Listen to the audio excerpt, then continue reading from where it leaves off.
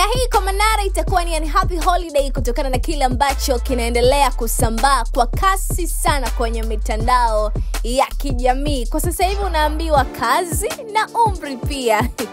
Mambo yanazidi kuwa ni mazito, lakini mimi nimekuja kwenye engo hii hapa ya kutamani kufahamu wale watu wote ambao tumewasikia kwenye voice note ni kwamba ni watu wake wa karibu sana na Manara. Sasa itakuwaje?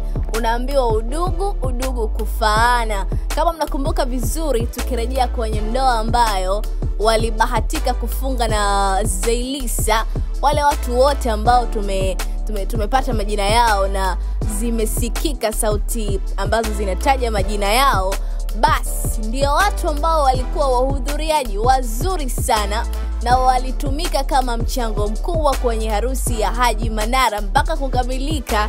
Ina maana sasa, wale watu kwa sasa hivi na Manara hali zao zikoje? Ina maana ukaribu wake na watu wengine ndio umekuisha tena?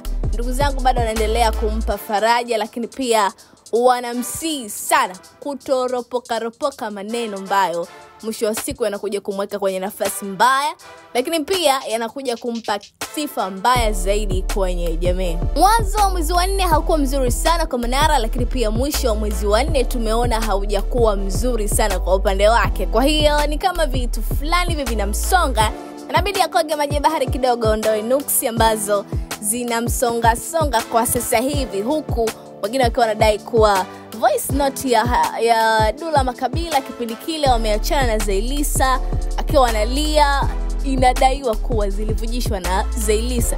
Na kwa upande huo pia Manara yeye anamuhisi Zailisa na anazungumza kuwa kwa nini voice hizi zivuje mara baada ya kupeana talaka na aliyekuwa mke wake. Lakini pia Zailisa anasimama tu kwenye upande wa kazi na umri kwamba hajavujisha hizo voice note. Unamshauri kitu gani mzee huyu ambaye Tilba anaendelea kupambana na matukio mengi sana ya kijamii, lakini pia kikulacho unaambiwa kiko nguoni mwako? Manara, turudishie vitu bwana.